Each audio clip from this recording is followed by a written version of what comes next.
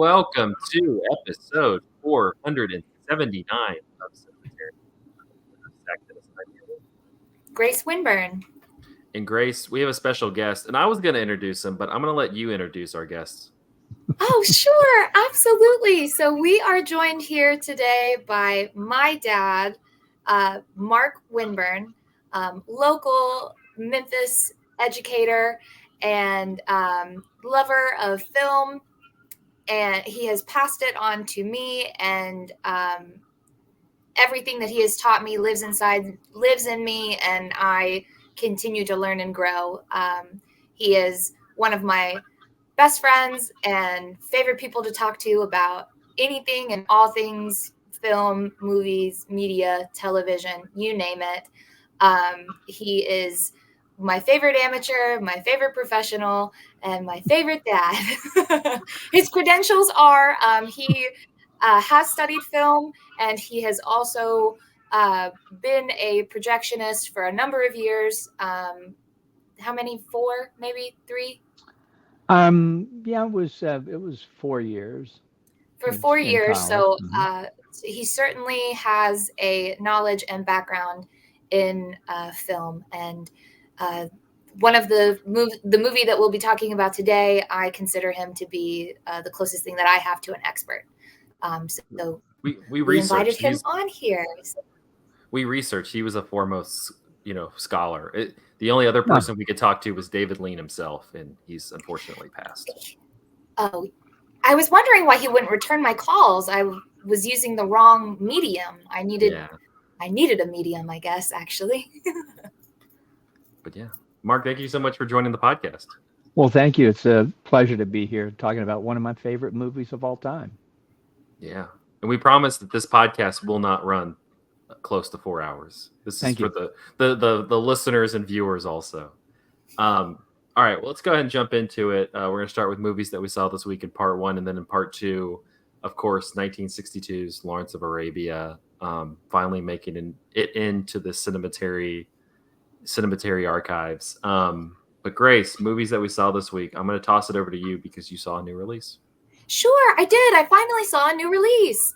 I infamously only catch the older releases, but I went out and I saw MaXXXine. I really enjoy this whole trilogy, this whole series. I was absolutely blown away by X. I loved Pearl. That was a really fun girls' night watch. And now I've caught MaXXXine. So the chapter in the story of MaXXXine Minx has come to a thrilling close. I really wanted to see this for a lot of reasons. Of course, I want to see the conclusion of this series. I'm very impressed by, is it Ty West or T.I. West? Ty West's ability to create 3 very unique and distinct or recreate or pay homage to 3 very distinct eras in film. Pearl, we've talked about on the pod how it's kind of like if Douglas Sirk did a horror movie, and then how X is Texas Chainsaw if it was a porno. These movies blend a lot of different elements of film, and he's very conscious of each era and decade he places the story in. So MaXXXine takes place in the 80s, just a few years after the events of X.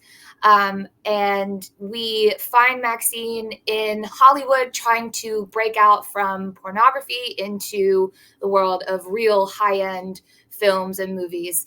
And she gets her big break with a horror movie. This movie, I heard a lot of people saying that they really didn't enjoy it. And I find that really hard to believe. It's really fun. It's very aware. This is such an 80s slasher, thrasher slasher. It's got this coat of neon to it and it's kind of amped up with a fun vice of the 80s being cocaine. This is a little difficult to talk about, with my dad staring right back at me, pornography and cocaine, but let's just get that out of the way. This is a R or even X-rated movie. And it really, it doesn't outpace itself.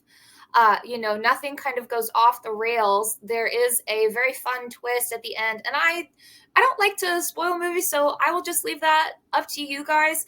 I didn't see the twist coming, and I was pleasantly surprised and almost kind of nodding my head like, of course. How did I not see that coming? And I think that that kind of speaks for itself. A movie that doesn't outpace itself, one that isn't so predictable, while still maintaining true to its own lore. I think where a lot of people had problems with it, it's kind of funny. It's a little campy. And I think a lot of movies from the 80s, like, there is a sense of humor there, especially in certain horror movies. Maybe it's a little tongue-in-cheek. Maybe it doesn't take itself too seriously. Maybe it takes itself too seriously. But there's this meta text in the background of there's the movie that she breaks out into called The Puritan. It's a sequel. They're trying to, they're not trying to make just a sequel to the first Puritan movie. They're trying to make something completely different. And I think that speaks, speaks for MaXXXine as well. Like, this isn't just the sequel. This isn't just, the third installment. This is something that, I don't think it can't stand on its own, but it is trying something completely different. A lot of fabulous performances. Elizabeth Debicki, Esposito, he was phenomenal. I could take an entire movie of just him. He plays MaXXXine's agent. His agency is TNA acting agency, and he represents a lot of other adult film stars. I think that's a very fun and clever name. But he does all sorts of dealings. He seemed like such an interesting character, with a very rich interior life, and I want to know what's going on with him. So let's bring back Giancarlo. He was fabulous. Kevin Bacon, he plays quite the character as this smooth talking New Orleans private detective who encounters or follows MaXXXine for some of the movie. He's kind of a scene stealer. There's a lot of accents in this movie too. That's scary in its own right. We've got Mia Goth's Southern drawl, like Texas drawl, Kevin Bacon's New Orleans drawl. Lily Collins, she's in it for a split second, and she's got this fabulous accent. I also really enjoyed her in it. Elizabeth Debicki, this very strong, tightly wound British director. And then Halsey's in it, and that's the worst part, actually. I could not stand her in it.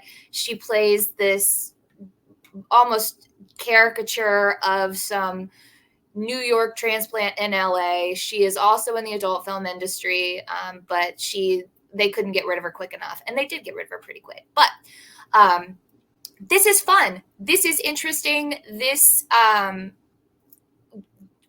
I guess it kind of buckles under the weight of the lore that it has to hold up, from two other movies, as well as pay homage to everything in film history that came before it that puts us right at this moment of cinema in the 80s. I think that if this were actually the 80s, your local VHS store clerk would be really annoying about how you have to check this movie out. It's so much fun. It's so underrated. It's going to be a cult classic in a couple years. People just don't appreciate it now. MaXXXine in theaters today. Check it out.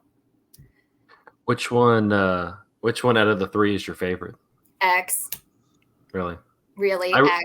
I really loved Pearl. I think that one's great. I didn't know I wanted a Douglas Sirk horror movie until I saw Pearl. Pearl was really good because it's such a great character study. It's all Pearl all the time, and she finally gets her close up at the very end, which is one thing that I really liked.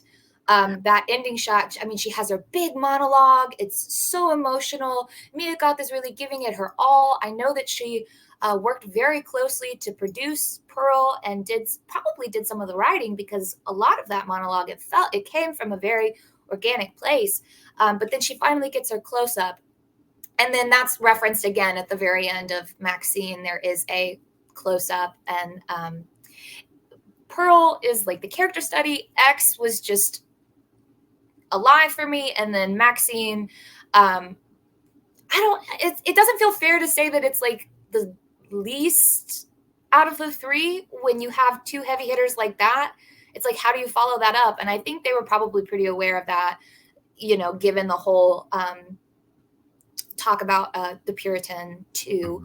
You can't compare the first installment to the second. It just never goes very well, but definitely X for me. And then probably in like release order, X, then Pearl, then MaXXXine for me, but still I liked it.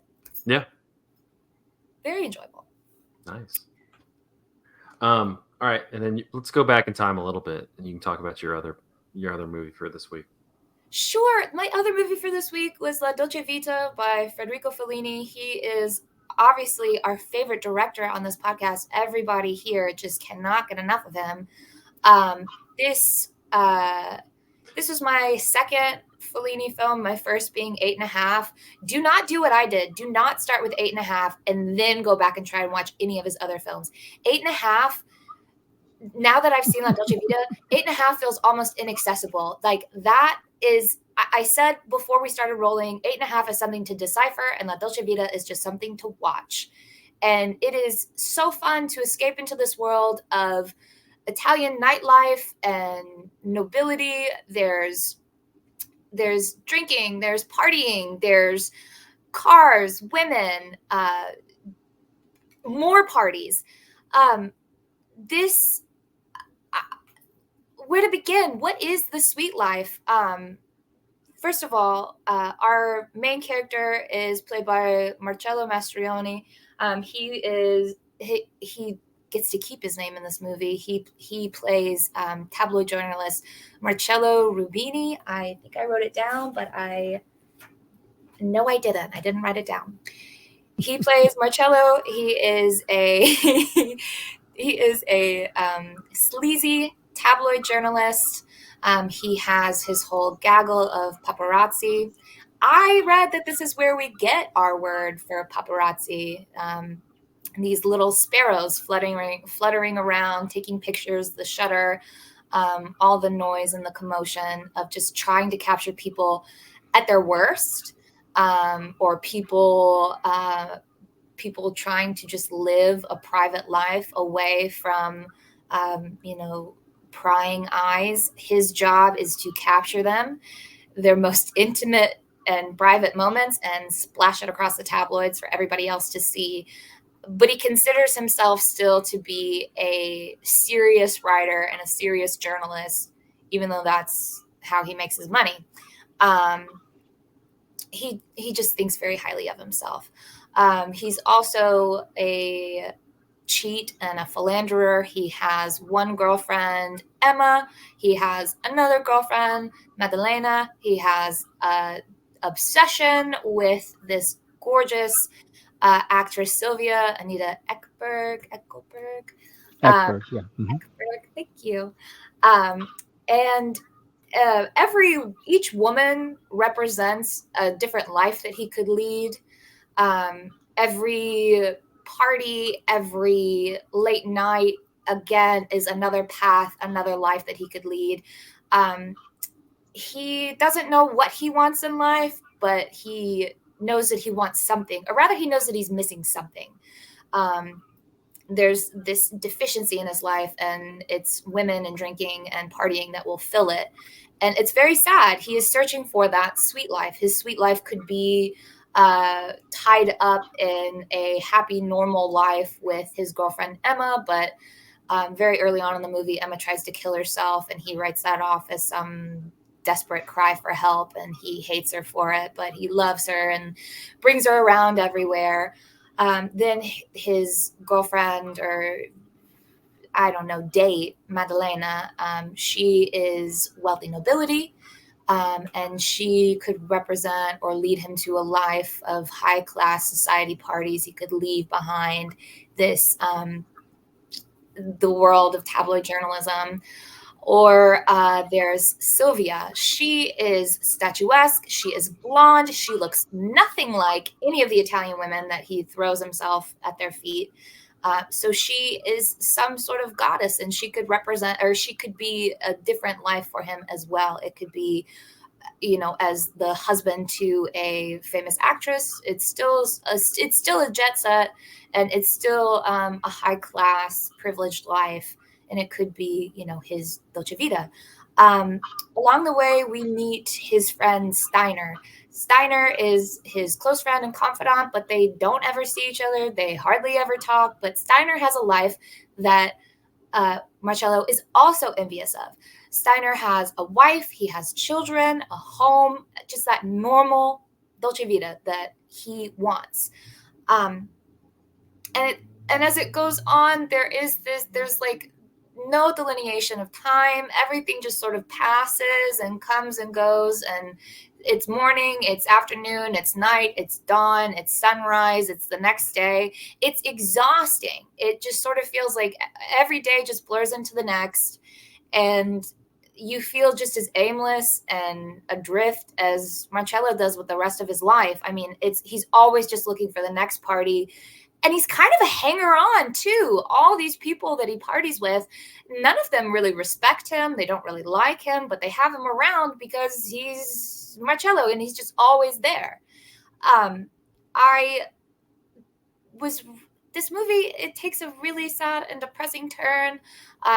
Steiner, he invites Marcello to this party, and there is where Marcello starts to envy his life. He meets his children, the Bambinos, and they're beautiful, angelic, cherubic. They have such a personality, and he sees, maybe that's what I should have. This is actually a perfect life. What am I doing?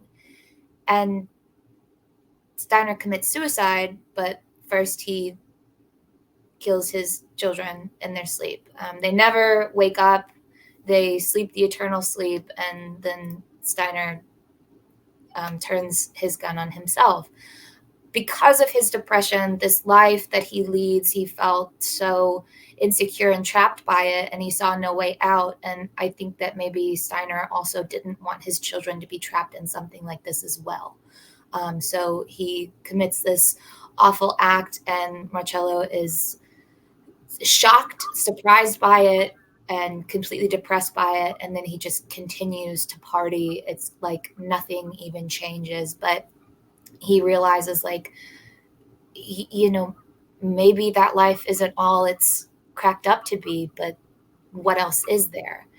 And it just keeps going on. We go to another party. We meet his father. We understand the relationship that he has between fatherhood and marriage, what he sees in, the relationships that were modeled for him throughout his life. Things start to go a little psychological. You kind of get a peek inside this person's psyche and how they function in their world, in their life. And it's sad. By the end of it, I'm pretty like, Marcello is this pitiable character, and it seems like he'll never change. It's just, he goes out to sea and he can't connect with anyone, and then all the party goers, hey, come on back. It's like you can't lose yourself in your own feelings and emotions for too long, because there's a party happening just over here, and we need you to have a drink with us, or dance, or oogle some women, take photos, and don't take yourself too seriously. But it's that push and pull of, I'm depressed, I'm miserable, life isn't worth living, and life's a party. Let's keep dancing, let's break out the booze and have a ball if that's all there is. But the Dolce Vita, what is the sweet life? I guess we're all looking for our perfect sweet little life. I don't know if Marcello ever found his. I'm still looking for mine, I guess, too. But it was nice to disappear into this movie for 2 hours. This is also a long one, and I guess maybe it pairs nicely with Lawrence of Arabia, because they're two lengthier movies from the 60s that really kind of demand a lot from their audience, demand that investment. But it's wonderful. Watch this and then go watch any other Fellini movie, but don't watch 8.5 first, as you won't understand it, and you don't know who Fellini is and what is his obsession with women in the circus. I don't get it. And then, oh, it all makes sense. Yeah. And then go on Letterboxd and like Andrew's review, which is the most famous 8.5 review on Letterboxd. Found the other half. It's pretty funny. He doesn't like it anymore. I know Andrew's shaking his head right now if he's listening. He doesn't like it. It's a good joke though. It's funny. Grace, also know that out of all of Fellini's movies, this was Roger Ebert's favorite. Really? La Dolce Vita. Mm-hmm. Yep. I didn't know He always that. said that was the best. And when they would do the film critics, greatest movies, Fellini's La Dolce Vita was always his top pick for a Fellini movie. More than 8.5. More than 8.5. I get it. I loved this so much more. It was so sad and so beautiful and very poetic, and then there's all to do with religion as well, and we don't really have the time for that. I'll if anybody wants to talk to me more about it, you know where to find me. Well, speaking of long movies that demand a lot from their audiences, I recently caught the new release Horizon, an American Saga Part 1. I'll be honest, I did it half as just like a as just out of respect that Kevin Costner mortgaged a home, quit Yellowstone, which is one of the most popular shows on television, mortgaged a lot of just his personal finances, possibly his marriage, to make this movie. And I think we need more of that in Hollywood. I respect that. Between this and Francis Ford Coppola's Megalopolis, I like this. Like, we need more risk takers.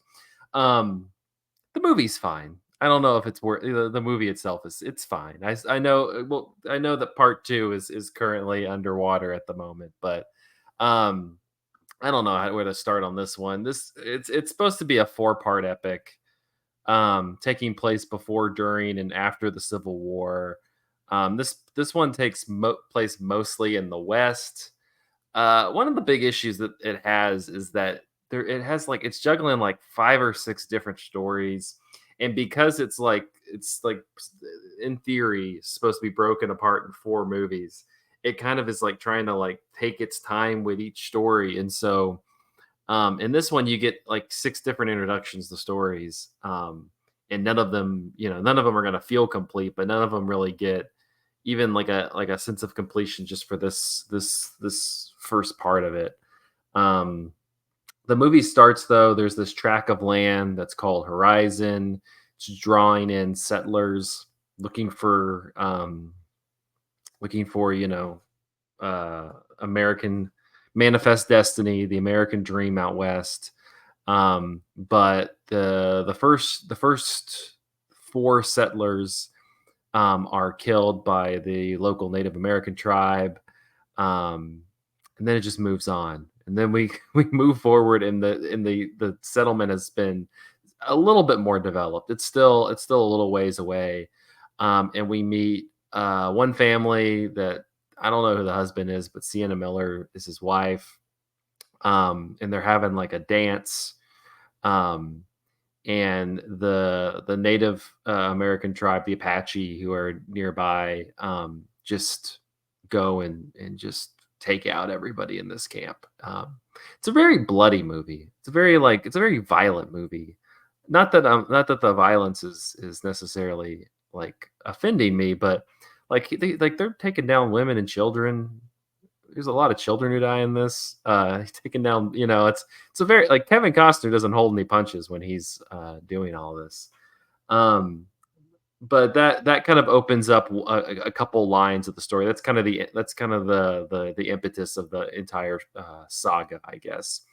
And it opens up into various tales. You have Sienna Miller. Her family, outside of her daughter, is killed in this raid. And so she is taken to a local, like a nearby army camp. That army camp is one of the lieutenants there is played by Sam Worthington, and there's kind of a will they won't they, burgeoning relationship there. You also have briefly briefly, it kind of gets into the strife, the tension in the Apache tribe, where the chief, the father, is much more like, let's leave them alone. Like they're not necessarily affecting us. They, I don't really, it's kind of like, don't kick the hornet's nest. While his son is very much like, no, that like we have to clear them out. So that we, this is hurting the herding routes. This is hurting our way of life. Like we have to clear them out, causing a break between those who side with the son and those who side with the father amongst the tribe. That's it, really, honestly, the extent of the interiority that you get with the Apache tribe, which is kind of, it is what it is. You also have a story about Jenna Malone's, like, she's a character, and she like kills this guy. She tries to kill this guy, but she doesn't kill him. Then his sons come after her, and then she like shacks up and gets married, and then they track her down. I don't know how to, like, it's very convoluted. And that's where Kevin Costner shows up, because Kevin Costner is like this fur trapper who happens upon this village. The woman who watches over Jenna Malone and her husband's child is a local woman of the night who offers a good time to Kevin Costner, who just kind of shrugs and is like, okay. And naturally he gets caught up in all of this hullabaloo with the brothers, things like that, and shoots one of the brothers. Now they're on his tail. I think there's some other stories involved, but it's packing in a lot for 3 hours, which this is. The part one is 3 hours long. And it's kind of funny to watch this in relation to Lawrence of Arabia, which is so, we'll get into it in the second part, but it's just so like impeccably paced. It's not all just talking. It carries a lot of like wordless cinema, like just letting the camera and the images and the editing do the work. I can't say the same, shocking to say, about Horizon and American Saga Part 1. Costner, he doesn't have that juice to kind of like just lead you with the images. There is a lot of wordless sequences, but they just don't, a lot of the stuff doesn't attach itself to one another, and so you kind of just drift. And it's honestly like a 3 hour drift. Your mileage may vary. I didn't hate it. It's not anything that you like, that you've, it's not reinventing the wheel. It's very much in like and it's not even in like a recent Western mode. It's very much in like a Gunsmoke, like OK Corral. Like it's just kind of, it feels much more like a weekly TV Western, rather than like an expansive movie. I'm kind of bummed that he's not going to. I honestly, like, let Kevin Costner make all 4 of these. If we have to watch 3 hours of like Marvel movies and Deadpool and Wolverine, like, let Kevin Costner make a boring Western, like, whatever. I was all excited to see part 2. They have this great like coming soon in the Horizon series at the end of this movie, and it kind of gets on the horizon. No, that's too clever. It's not. This movie's not that clever. Now it's Lost Horizon. Yeah, exactly. It's a bump, but they give you this great trailer for like what's coming up. I'm like, that looks really fun, honestly. Like, I was kind of bored, and the ending of the actual narrative of this is not great. And then that shows up, and you're like, hey, this is actually kind of fun. Like, you sucked me in for part 2, but that's taken away. So that's Horizon and American Saga Part 1, and probably the only part, unless he finds some way to do it, to get the others made. Well, if there's some streamer that's looking for content, yeah, and if Costner can say, yeah, I can do it for, give me another 50 million, and maybe he can crank out 2 more parts of it. Yeah, but they're big on like the whole movie, sit in the cinema experience. That Michael Rooker, who's in the movie, he had some quote where he was like, get off your TikToks, get off your Twitters, and go watch a movie in theaters. And I'm like, I mean, all right. I'm going. I'm going. I'll say though, I went like on a Tuesday night at 6:00, and there was at least like 12 people in the theater, which you're like, that's not a lot, but you're like, for a 3-hour Western, not too bad. Not too bad. The other movie that I saw this week, and I'll be quick on this one, is The Train, which is 80 times better than Horizon and American Saga Part 1. I've talked about The Train before. I think it's been a couple of years. I just saw it because it's on Canopy. I really wanted to do that movie for young critics or just any Cinematary series at any point. So that's going to continue to be my goal. For those who are unfamiliar with The Train, it's John Frankenheimer. Stars Burt Lancaster, Paul Scofield. It takes place as the Allied forces approach Paris in 1944. Paul Scofield plays the German colonel who is trying to desperately take all of like France's most iconic artwork. You know, your Van Goghs, your Cézannes, your Renoirs, like your Picassos, like they're like all of the stuff that's like treasured in France. He's trying to take back to Germany before the war concludes. And so the first part of the movie is them loading all this artwork, and you don't really get to see any of the pieces. It's just kind of boxes that say like Cézanne, Monet, Van Gogh, stuff like that. And they load up this train with all of that. And Burt Lancaster, who, before you say anything, he's not French. He doesn't try to be French, but he's a French train conductor. You know, he runs the train station. I don't really care. Burt Lancaster's great, and that's all we really needed. And so, but yeah, it's so anyway, they're moving this train. It's going from Paris to Berlin. The French resistance is trying to get Burt Lancaster's character Paul Labiche to kind of delay it, to kind of get people. He's going, we got to delay it. And he's just like, no, there's nothing I can do. Like the Nazis are here. Like there's nothing I can do. And of course, like thing after thing pops up. Lives are lost, things like that. And Labiche, fully invests in stopping the Nazis from taking this artwork. Honestly, this movie slaps. It's great. I saw one Letterboxd review. I forgot who wrote it, but like, I think it was Josh Lewis who wrote like the greatest movies like generally have like a train involved. The train is the perfect component for a movie because it's moving from A to B. It's moving at full speed. It's just like from a train coming into the station to the great train robbery, like trains and movies, like it's like milk and cookies. Like, I mean, like it's perfect.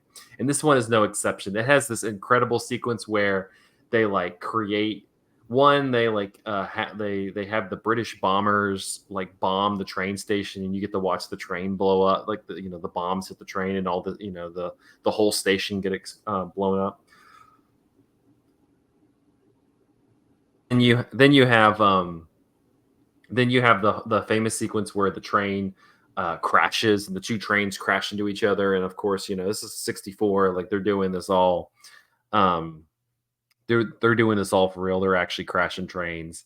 It's fantastic. The last like third act of this movie is just like Burt Lancaster running around with like a Tommy gun kind of. I forgot what the German weapon is, the Nazi machine gun, but he's just like running around like in the woods, like laying bombs on the track, trying to slow down the train.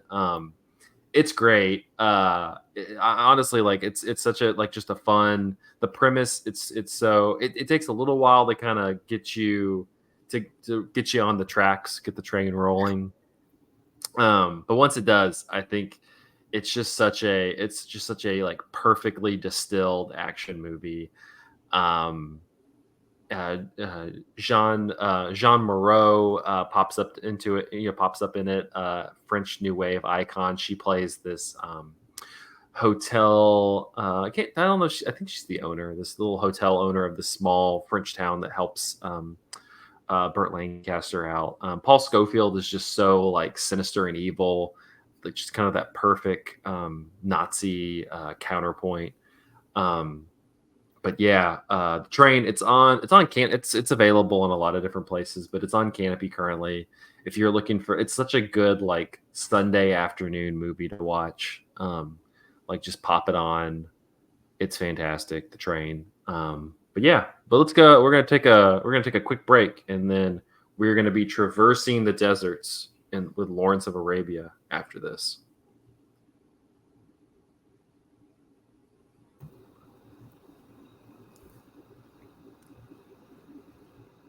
And we're back with part 2 of episode 479 of Cinematary. In this part, we're going to be continuing our Young Critics Watch Old Movies series with 1962's Lawrence of Arabia. Directed by David Lean, from a script by Robert Bolt and Michael Wilson. The film stars Peter O'Toole, Alec Guinness, Omar Sharif, Anthony Quinn, Jack Hawkins, and Claude Rains. Due to his knowledge of the native tribes, British Lieutenant T.E. Lawrence is sent to Arabia to find Prince Faisal and serve as a liaison between the Arabs and the British in their fight against the Turks. With the aid of native Sharif Ali, Lawrence rebels against the orders of his superior officer and strikes out on a daring camel journey across the harsh desert to attack a well-guarded Turkish port. The New York Times reported in 1960 that producer Sam Spiegel acquired the motion picture rights to The Seven Pillars of Wisdom from 1935 by the late T.E. Lawrence. Professor A.W. Lawrence, the author's brother, approved the sale, confident that Spiegel, quote, would do justice to the subject matter. The producer had already selected David Lean as director and was considering Marlon Brando to portray Lawrence. 11 days later, the New York Times confirmed that Brando had the role. According to the article, other productions depicting Lawrence have been attempted in the past. The first was by Alexander Korda in 1940, which attracted interest from actor Laurence Olivier. The second was by David E. Rose in 1953, and the third by Anatole de Grunwald in 1955, with a script by Terence Rattigan based on T.E. Lawrence from 1934 by Liddell Hart. The April 6, 1960 Variety reported that writer Michael Wilson was hired to develop the screenplay. Wilson was blacklisted during the 1950s following his refusal to cooperate with the U.S. House of Representatives in its investigation of communist influence in the film industry. The article noted concerns among some Americans that blacklisted writers were infusing their work with left-wing propaganda. The choice of Marlon Brando was also a topic of controversy, as stated in the April 9, 1960 issue of the LA Times, which claimed the British were furious over Brando portraying Lawrence.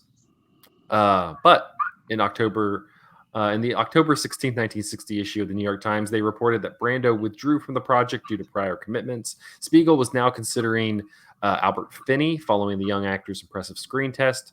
Other cast members being considered included Cary Grant as General Allenby, Jack Hawkins as Colonel Newcomb, and Horst Buchholz as Sharif Ali. Jack Hawkins, of course, was eventually cast as Allenby. The producer was also negotiating roles for Laurence Olivier and Kirk Douglas. On November 19th, 1961, the New York Times announced Irish actor Peter O'Toole for the title role. At the time, O'Toole was appearing in 3 Shakespeare plays in Stratford-on-Avon, England. Lean had seen O'Toole in The Day They Robbed the Bank of England in 1960 and was bowled over by his screen test, proclaiming, "This is Lawrence." Spiegel eventually acceded to Lean's choice. Pictures of Lawrence suggested also that O'Toole bore some resemblance to him, though at 6 foot 2 inches tall, O'Toole was significantly taller than Lawrence. O'Toole's looks prompted a different reaction from Noel Coward, who quipped after seeing the premiere of the film, quote, "If you had been any prettier, the film would have been called Florence of Arabia." Such a bitchy comment. Just 2 queens duking it out. Yeah. Omar Sharif, who was already a major star in the Middle East, was originally cast as Lawrence's guide, Tafas, but when the other actors proved unsuitable, Sharif was shifted over to the part of Ali, an amalgamation of numerous Arab leaders, particularly Sharif Nasir, Faisal's cousin, who led the Harith forces in the attack on Aqaba. This character was created largely because Lawrence did not serve with any one Arab leader aside from Atta throughout the majority of the war. Mostly such leaders were combined into Ali's character. Principal photography began on May 15th, 1961, and ended on September 21st, 1962. The desert scenes were shot in Jordan and Morocco, and Almeria and Donana in Spain. It was originally to be filmed entirely in Jordan. The government of King Hussein was extremely helpful in providing logistical assistance, location scouting, transport, and extras. Hussein visited the set several times during production and maintained cordial relationships with cast and crew. The only tension occurred when Jordanian officials learned that English actor Henry Oscar did not speak Arabic but would be filmed reciting the Quran. Permission was granted only on condition that an imam be present to ensure that there was no misquotations. The film's production was frequently delayed because shooting commenced without a finished script. Wilson quit early in the production, and playwright Beverly Cross worked on the script in the interim before Bolt took over. Although none of Cross's material made it into the film, when Bolt was arrested for taking part in an anti-nuclear war weapons demonstration, Spiegel had to persuade him to sign a recognition of good behavior to be released from jail and continue working on the script. O'Toole was not used to riding camels and found the saddle to be uncomfortable. During the break in filming, he bought a piece of foam rubber at the market and added it to his saddle. Many of the extras copied the idea, and sheets of the foam can be seen on many of the horses and camel saddles. The Buadine nicknamed O'Toole Abu Isfanj, meaning father of the sponge. During the filming of the Aqaba scene, O'Toole was nearly killed when he fell from his camel, but it stood over him, preventing the extras' horses from trampling him. Coincidentally, a very similar mishap befell the real Lawrence at the Battle of Abu el Lasal in 1917. Super Panavision technology was used to shoot the film, meaning that spherical lenses were used instead of anamorphic ones. The image was exposed on a 65 millimeter negative, then printed onto a 70 millimeter positive to leave room for the soundtracks. Rapid cutting was more disturbing on the widescreen, so filmmakers had to apply longer and more fluid takes. Shooting such a wide ratio produced some unwanted effects during projection, such as a peculiar flutter effect, a blurring of certain parts of the image. To avoid the problem, the director often had to modify blocking, giving the actor a more diagonal movement where the flutter was less likely to occur. Lean was asked whether he could handle CinemaScope. Quote, "If one had an eye for composition, there would be no problem." O'Toole did not share Lawrence's love of the desert and stated in an interview, quote, "I loathe it." Despite the film's accolades, Professor A.W. Lawrence told the New York Times on January 5th, 1963, that he took exception with the film, saying he approved a preliminary screenplay rather than the shooting script by Robert Bolt, which he described as fictional and anti-war propaganda. T.E. Lawrence biographer Liddell Hart also complained, saying the film portrayed his subject as, quote, "a sadistical pervert succumbing to his own bloodlust." In addition, Viscountess Allenby, married to the nephew of General Edmund Allenby, disputed the, quote, "slanderous interpretation of her husband's late uncle." Bolt defended his screenplay, stating that his story was faithful to the source material. Sam Spiegel responded in an issue of the New York Times, arguing that Professor Lawrence would not have been aware of his brother's darker nature, as it manifested under extraordinary circumstances. In 1962, the Variety said, "All in all, this is predominantly a Sam Spiegel and David Lehman achievement. It was a big, bold project and has turned out a big, bold film. The occasional sluggishness and action and looseness in the screenplay are blemishes that can be forgiven in this sort of eye-taking motion picture that is designed to bring people back to the cinema and certainly deserves to." And the New York Times in 1962 said, "Like the desert itself, in which most of the action in Lawrence of Arabia takes place, this much heralded film about the famous British soldier adventurer is vast, awe-inspiring, beautiful, with ever-changing hues, exhausting and barren of humanity. It is such a laboriously large conveyance of eye-filling outdoor spectacle, such a brilliant display of endless desert and camels and Arabs and sheiks and skirmishes with Turks and explosions and arguments with British military men, that the possibly human moving T.E. Lawrence is lost in it. It reduces a legendary figure to conventional movie hero size amidst magnificent and exotic scenery, but a conventional lot of action film cliches. It is, in the last analysis, just a Hugo thundering camel opera that tends to run down rather badly as it rolls on into its third hour and gets involved with sullen disillusion and political deceit." And on that Bosley Crowther bummer, uh, let's dig into Lawrence of Arabia. And Mark, I'm gonna kick it off with you and let you talk a little bit about your relationship with the movie. Well, I guess probably the first time I ever saw Lawrence of Arabia, I was too young to see it in the theaters. But the first time that I saw it was on TV, and I think it was an ABC Movie of the Week. And of course, it was so long, you had to show it over 2 nights. And of course, even then, you had to edit it for commercials and things had to get cut out. And so I never saw the actual, the actual movie itself until I was in college. Um, and so even then, that was before the restoration in '89. So that kind of helps, age me a little bit.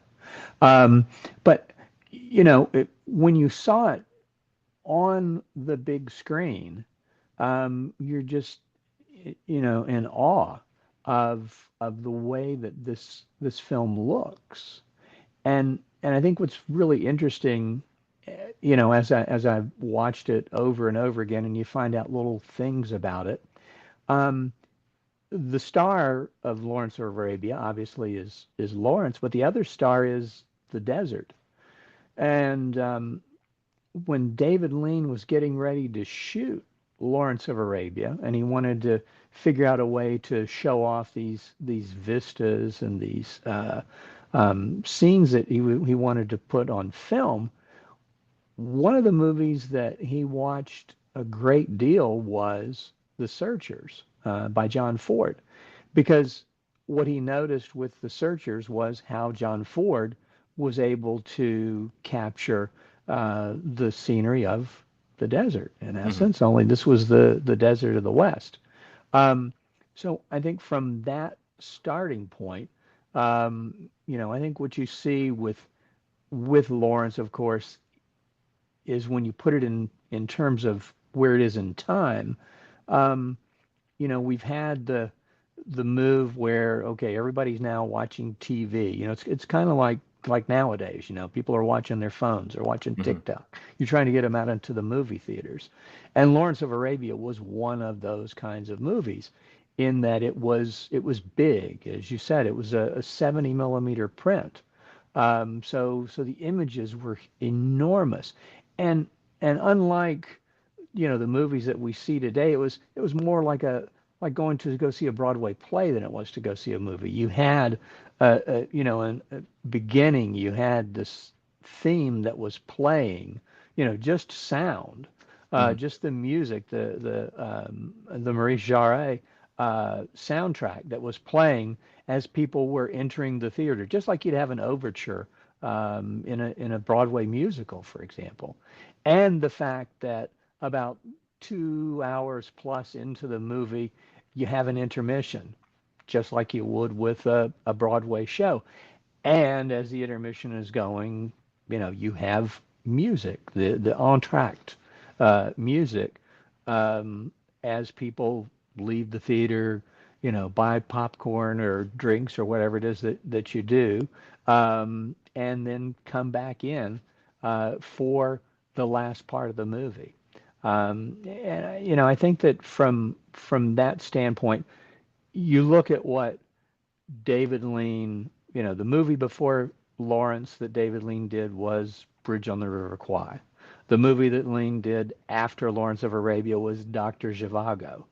I think, those three movies back to back to back, I don't think that there's a director really who has taken that sort of epic quality to a movie and put together three movies in a row like that. It's a lot of movie. It's a lot of movie. When was the first time that you watched it like in a theater? First time I watched it in a theater would have been 1980. Mm-hmm. It had come out of periodic re-release. And even that one still, had not taken all of the parts that had been cut out of it. Yeah. The '89 restoration, when when they got around to doing it, they had a couple of people who were looking to take all of the prints that were out there and piece it together, and it took them over a year to go through all of the existing footage that had been shot and then to put it back together again. And of course, the other thing that they found was that a lot of it they didn't have sound, so they had to 27 years later, they had to get Peter O'Toole back into it. Of course, by then Jack Hawkins was dead, and so they got Charles Gray, who, if you've ever watched the Rocky Horror Picture Show, the criminologist in Rocky Horror, the guy who was Blofeld in Diamonds Are Forever, just a great English character actor. He was trying to recreate Jack Hawkins' voice for the restoration in '89. Yeah, this was my second time watching it. I bought I don't know if like Amazon was like listening to Cinematary or something, but they had the 4K like latest restoration of it on sale for like $30, which is easily $30 I've burnt in a while. It was completely worth it. I had the big TV, the sound system all hooked up. I just had it like reverberating throughout the house. And it's great. It's one that like I said, I've watched it twice now. It's not necessarily going to be one that you like watch like once a week, but at the same time, like it does like immediately I watched that yesterday, and like I was thinking about it today, kind of like there's still so much like text in there. There's still so much stuff to kind of get out of it. It's crazy to me when you think about like the iconic moments of it. From the match sequence to the introduction of Omar Sharif's character to just a lot of those scenes, they happen within the first like 30 minutes 45 minutes of the movie, and so you kind of get hit with a lot of those and you're like, well shoot, like what's the rest of the movie going to be, because a lot of the stuff that you're kind of directed to in terms of like the iconic images of it come pretty early on. And I still, I think I still the second half, the first half is just so exhilarating with the rebellion and the attack on the port and everything like that. The second half still,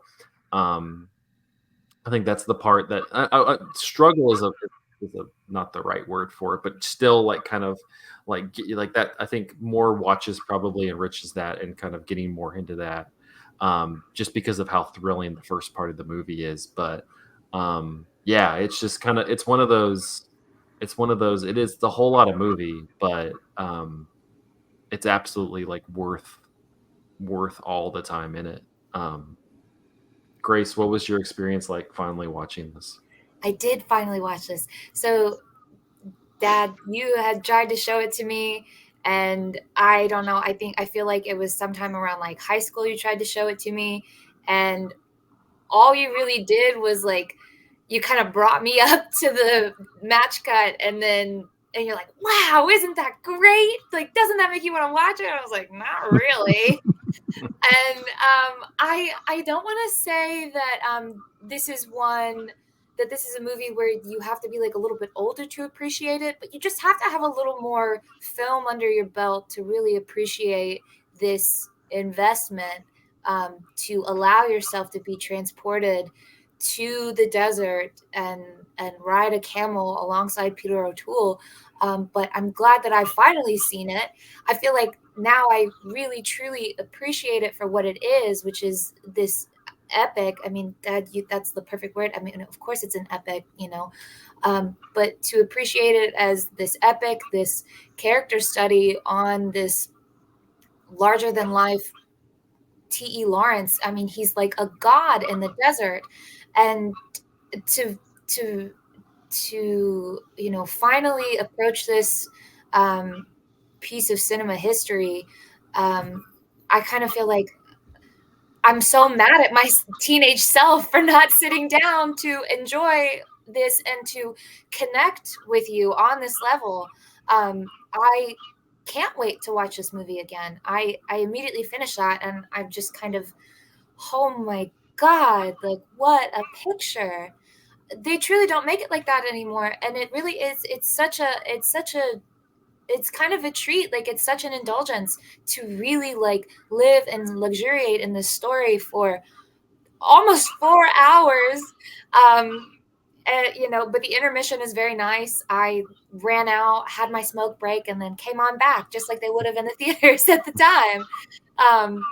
I remember the first time I ever encountered a movie with a on track. This is just a little aside. Was Fiddler on the Roof. I had I rented it from Blockbuster. You guys rented it for me, and it got to the on track portion, and I was like, okay, movie's done, and I popped it out and gave it back to you guys to take back to Blockbuster. But I know what to do with an on track now. I have matured. This for me, you can get overwhelmed, I think, in the first viewing trying to pick up everything. So the pieces that I really zeroed in on was just the character study, the performance that O'Toole gives.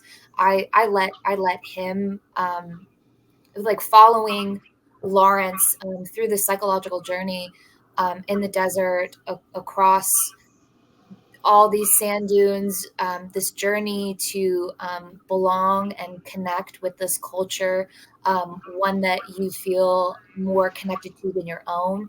I really, I really zeroed in on him and the rise and fall of T. Lawrence. I starting at the very beginning, we watch him die. So I was like, where can this go from here? We're beginning at the end. I was a little confused. And then to go on and to watch this person, as I said at the funeral, I mean, he dies in relative obscurity. Nobody at his funeral really knows who he is. So who was he and why should we care? And then to watch him become, the rise and fall of Lawrence of Arabia, El Oranz, to watch this character become who he was, and it makes his death in the beginning, it feels it's such a letdown. He doesn't die in the glory of battle.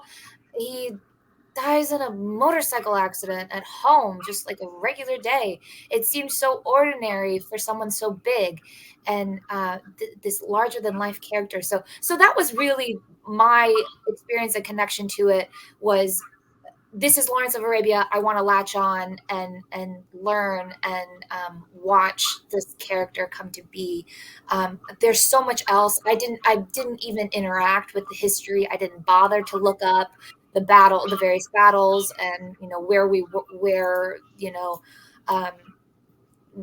the warring factions and all. I don't have a mind for war like that, or for history in that respect. But for me, it was just all Peter O'Toole all the time, and then a little Omar Sharif. He is very easy on the eyes, and he, yeah. The thing about it, obviously, this is not a Ken Burns documentary about T.E. Lawrence. This is more along the lines of the man who shot Liberty Valance, where you print the legend. Yeah. Obviously, as Zach said earlier, Peter O'Toole's probably 6'2". T.E. Lawrence was maybe 5.5 feet tall, 5'6", 5'5". And the really, from that standpoint, we're not really trying to be like a standard biopic where we're trying to find somebody who looks like him or talks like him or sounds like him. Really when you think about how Peter O'Toole approached it, really the big thing he made was he, for the screen test, he dyed his hair blonde because he's a brunette. And I think when he was doing Shakespeare, he had a beard, he shaved it off. And so I think, one of the things that Lean was looking to do when he was trying to create a contrast between Ali, Omar Sharif, and Peter O'Toole was he wanted maybe if Omar Sharif had a beard. And he said, "No, that didn't really look right." And so then he gave him a mustache, and Best thing he ever did. that was, I mean, that was the mustache that Omar Sharif, had for the rest of his life. When he was in Chivago, when he was in Funny Girl. Um, I mean, that defined Omar Sharif. Great mustache. Um, so, and I think from that standpoint, yeah, it's fun to watch. I had a friend who was an English professor. His favorite author was Jane Austen, and every once a year he would reread Pride and Prejudice. And I think Lawrence of Arabia is one of those movies where you're not going to watch it once a week or a couple of times a year. You want to take it maybe every year or two. Just give yourself, about 3.5, 4 hours to just sit back and watch it and just marvel at the technical skills that is a part of this movie. Obviously, when we talk about the match cut, literally a match and a cut. Yeah. When we think of match cuts, obviously they're and when you think of cinema, obviously the part in 2001 where the Australopithecus throws the bone into the air that tumbles and then it becomes a Pan Am Clipper on its way to a space station, or where we see, I'm not going to give any spoiler alerts here, but Janet Leigh in Psycho. At Hmm. one point, we see her eye, and then there's a match cut where we see a shower drain, and for some reason, water is going down the shower drain. Um, or you go back to Buñuel and Salvador Dali, the Chien Andalou, where they take the razor to the eyeball of the dog, um, or to make it for people who are a little bit more closer to contemporary, something like Indiana Jones' Last Crusade, Hmm. where we see a young Indy and the hat goes on his head, and then it comes off and we see Harrison Ford. Yeah. So so that sort of technique that you see, and then as you said, Zach, the beginning where the first time that we see Omar Sharif, there's this desert mirage, It's such a cool and shot. and far far off in the distance, um, Panavision made a lens just for that shot. I think it's like 428 millimeter lens. So, you're looking at about 18 inches of glass that was used for that shot. And I think it's probably never been used again. Probably Panavision's got it somewhere on a shelf. If Really maybe shelf. Christopher Nolan wants to use it, I'm sure probably they'd give it to him or something, let him use it. Um, but just so you've got that depth of field from so far away, and then again you have this larger than life character with Omar Sharif. Yeah. That was such a tense. Sorry, that was a really tense moment for me to like watch this figure. There's nowhere to go. Yeah. Who is that coming towards us? Is this real? Is this just our eyes playing tricks on us? And all you can do is just wait, and then it immediately escalates. Gunshot, he's dead. Like stakes have never been higher.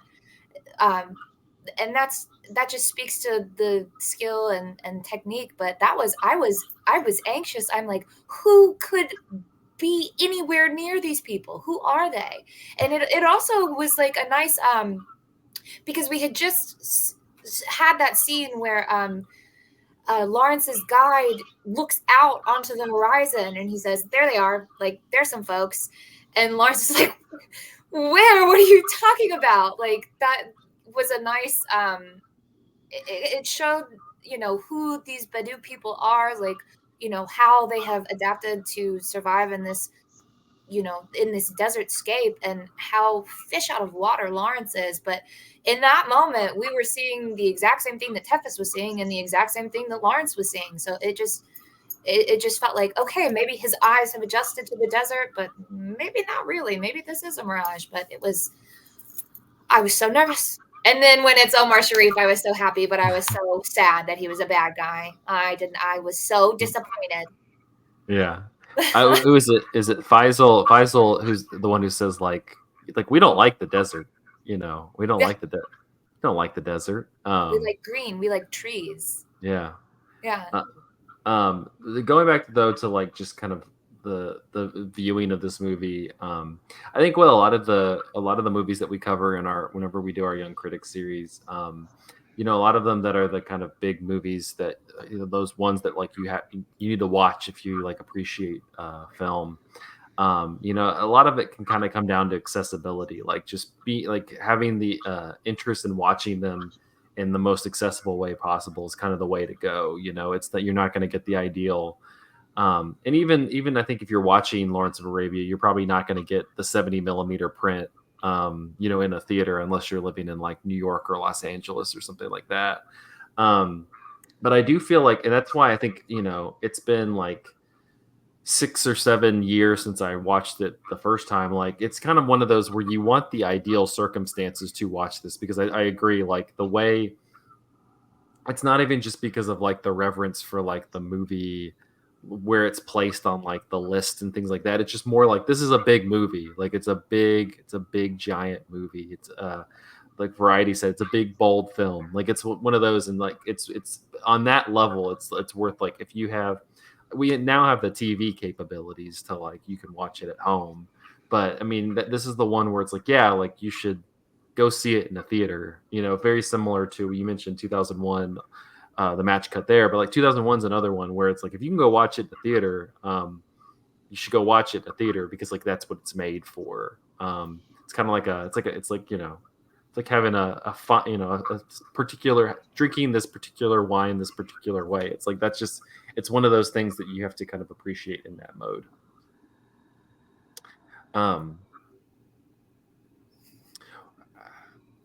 So I mentioned before, like the first part of the movie is so thrilling.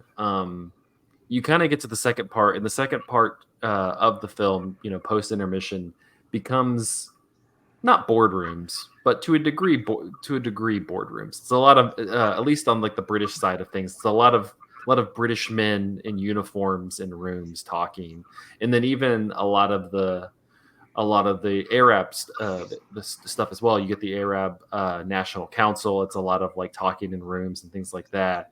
How, as the person who's seen it a lot more, Mark, how have you come to kind of appreciate more of that second part, where it becomes less like thrilling vistas and chases and fights, and more like you have him attacking the trains and stuff, but it's a lot more of just like politics? Well, I think really what Robert Bolt is trying to do with the screenplay is to sort of set up this contrast between, here is all of the effort and the fighting and literally the blood and the sweat and the toil of these people who were fighting for what would become the future countries of the Middle East. And then here on the back end of it, oh yeah, but here's the politics. Here's the stuff that goes on that we really don't want to know about, or that we don't hear about, but it goes on, so that so that you get to this point of how the European powers were partitioning the Middle East after the fall of the Ottoman Empire, because obviously the Ottomans were one of the allies of Germany. And of course, after World War One was over, I'm sorry, the Great War, because we didn't know there's going to be another one. But after the Great War, the Ottoman Empire was no more, and as a result, the European powers filled the vacuum, and then they divvied up the Middle East as they saw fit, because we sort of get a hint that obviously the Middle East is going to become important from the standpoint of the fact that there's oil Mm. in a lot of places, which of course made for a lot of wealthy people in the Middle East. But the Europeans wanted to make sure that they had their areas of influence, and so they wanted to divide it up. So the young men do all the fighting, while the old men are going to go ahead and ultimately going to be the people who decide how things are going to end up. The second half did a really good job for me, like abstracting us from the action of the boots on the ground fighting, and it was very frustrating. Also, excuse me, it was very frustrating to watch as everything, all of their efforts are almost completely undone or overruled by the wisdom of the elders, because these elders have lived long enough that they get to call the shots. But the only reason why they've lived long enough is because their use of these young bodies to fight their wars. So it was infuriating to watch. It wasn't boring by any means, and it didn't lag in any way. It just, I watched it and I was so frustrated for all of their efforts. And then it was also very frustrating to watch as these as as the all these different tribes had united, and then they're trying to figure out how are we going to become a cohesive unit, and they turn to the bureaucracy of European politics. And that was so frustrating to watch them try and map European politics onto their culture and to their identity. And things just, those two things, they just don't mix. And it also just sort of mirrored how like Lawrence is trying to fit in with that culture and like his actual British European culture, and he just feels a little more at home with the barbarous Arabs. He himself had that barbarous side to him, but in the second half, watching the politics take over from the fighting, I I was furious. I mean, I would have loved to have, gone in there and shaken things up in the same way that Lawrence wanted to. But you also see him sort of, he like lets go. He, whatever, you guys figure it out. I can't deal with this, because by that point he's been so changed and traumatized by his hand and things from the literal beatings that he had just been given, that I think he was just sort of I mean, to watch him, he's fed up with it all. The Yeah. politics of it all. There is, it's infuriating, the red tape, and they're gonna shut the door on you when you won't do what they want you to do. Yeah, it just so shows kind of the limit of, that's that the first part's so fun because it's thrilling and marauding, and you're just jumping, you're making wild claims and like jumping on camelback and like running and saving people. It's very swashbuckling, and then it becomes the second half, and he realizes, all that stuff was fun, and he has all these memories and things like that, but then it just kind of boils down to paperwork to a degree. Like it just kind of becomes all paperwork. And that, he can say, they can ask him, well, what are the British going to want to do once this is completed? And he can be like, oh, I don't know. I mean, I think they're going to let you do your thing, but he's not the one. He's not the one holding the power. He's just there. That's true. I like, that just dawned on me. Like, he is this huge superpower to these people. These people look up to him to speak for them and to like be their emissary. And they think that he is, somebody. He's somebody to them, but he's nobody to the British forces. That just like quite literally dawned on me. It's like, of like, I mean, obviously there's a whole scene where they're like chanting for him and how he's like, they'll show up for me. Everybody will come out and fight because I'm there, because they believe in me. And then when that larger than life character meets British paperwork, I mean, you're a footnote, you're a period, or you're, a dotted line to sign. You're nothing. And I'm sure that felt pretty emasculating to Lawrence, but just the like he's completely ineffectual. Like, he can't do anything in real politics. Yeah, I just there's the line that the one person has like at the beginning as they're walking out of the funeral, where it's just like, he gets his, like, really, in this, like, in this church we're gonna, kind of lay him the rest in this church. It's just kind of very much like, that footnote in history. um a couple of things that we mentioned the cinematography, the editing also. Annie Coates, all-star MVP, Hall of Fame for this one. Maurice Jarre, that with the score. I was reading while I was doing notes, that he wasn't given a lot of time to, like, it was like 2 weeks or something to, like, kind of come up with this and then work with the London Philharmonic and have it put together. And they wanted to, David Lean wanted to blend, like, it was a blend of, like, more Arabic music with, like, the British music, which, I think to a degree, as with a lot of great movies, like the score, you hear that you can kind of hum the theme song, that main theme, like, immediately those notes hit, and it's just like, yeah, like, I'm engulfed in this. Yeah, right. He originally, I think, he had Iran Khachaturian, and who was going to do sort of the Eastern style of music, and then I think Benjamin Britten, Hmm. British composer, was going to do the Western music, and he was trying to figure out some way of putting those styles of music together, but for whatever reason it didn't work. And then he tried to, I think, Richard Rodgers worked on it a little bit, and he absolutely hated that. And then finally, Maurice Jarre came along, and he heard that the opening notes of that theme, the beginning of Lawrence of Arabia, and that's one of those things where you just say, look, that's it, Hmm. And but you're right, he had a month, maybe 6 weeks, to be able to score for a movie that is a 3-hour epic, plus, that's stood Yeah. the test of time. It's one of those, like, when the song begins, the only other comparison I can kind of think of where you immediately are like, that's that movie, is like Star Wars. When the first note of Star Wars, the theme song hits, like, you're like, yeah, it's Star Wars. It feels very much the same with Lawrence of Arabia. um yeah. As we kind of wind down, any closing thoughts, any final thoughts about Lawrence of Arabia?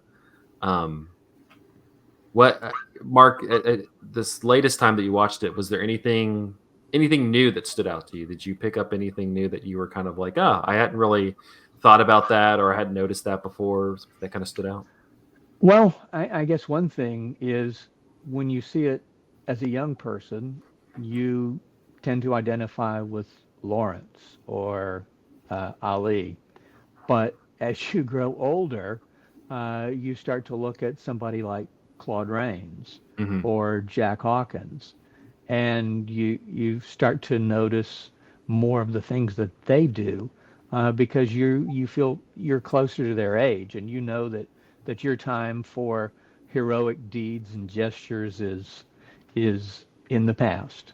And so I think from that standpoint, as I watch it now, I, I, I s- I notice more of the machinations of the people in the boardrooms, the people in the meeting rooms, Hmm. um, and do tend to feel that I understand that a little bit better now, probably, than I did 20, 30 years ago when I watched it the first time.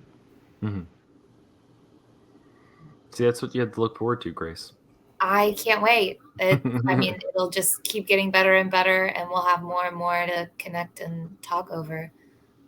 My This was such a quick little thing, but my favorite part of the entire movie was when they gave Lawrence his robes. He is one of them, and he's in those gorgeous white robes, and he moves away from everyone to run around and play in them. That was so. That was like, I don't know, that just sort of moved something in me where I kind of missed it over. It's like he's a young man. Like, he finally feels this sense of belonging and acceptance that he's probably been looking for his entire life. And it was just so touching. And then immediately it's back to business. I mean, he doesn't even get to enjoy the thrill of belonging for more than just a split second. But that part stuck with me throughout the entire film, and it was my favorite part. I wonder. And that scene was improvised by Peter O'Toole. Apparently, there was a scene where they wanted to have that introduction of the robes, but for whatever reason it just didn't seem to work, and so David Lean said, use your imagination. You're an actor, improvise, and so he did, and I think as you notice it, because if you've ever done any acting in community theater or anything like that, one of the things that helps define you as a character is when you get in that costume. And obviously for Lawrence, obviously for O'Toole, once you get in those flowing robes, with the dagger that he has there in the center, and to be able to hold that and to look at it as if it's a mirror, and then put it back in the scabbard, that helps you find the character. And I think at that point that helped Peter O'Toole find the character of Lawrence. Yeah, absolutely. Who among us wouldn't get a little cocky and headstrong if we got like those nice robes and we're running with it, we're the pride of the Middle East. It's so cute. Yeah, absolutely. The thing I was thinking about, kind of going to the conversation we were having before, is just how it's not like one distinct moment that, like, it's not like Lawrence has that one moment and everything kind of just crumbles. It's kind of chinks in the armor that are just constantly like cut away at him, and it's generally with the death of people. It's, I save Gazem and then I have to shoot him. It's, the two boys with him, like each in just kind of just in like a quick moment, they, especially Faraj, like, having to kill him. It's just like, and so it's like, it's kind of like slowly, like, a million little cuts cutting away at him.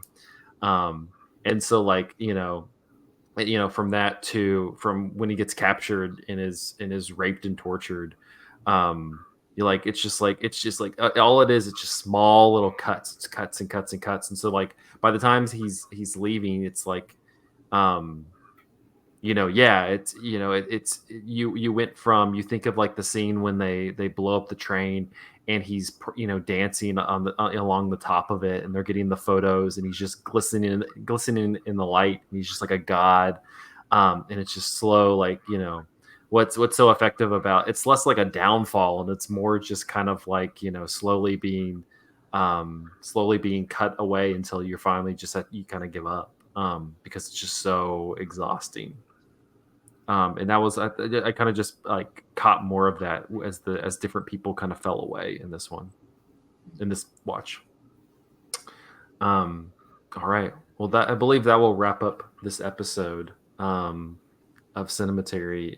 If you would like to follow us, go to Facebook at facebook.com/Cinematary, on Twitter and Instagram at handle @Cinematary. And we list all the movies that we talked about in this episode on Letterboxd at letterboxd.com/Cinematary. If you'd like to support the show, patreon.com/Cinematary. We always appreciate folks supporting what we do.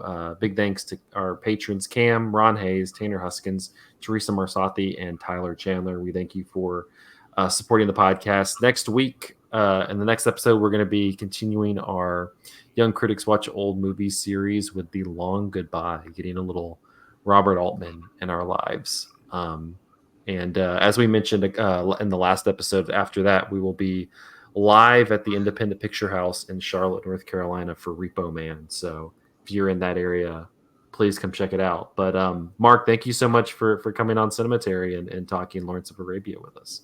Thanks so much, Zach. I really enjoyed it. Thanks, Dad. And with that, we'll see you next episode.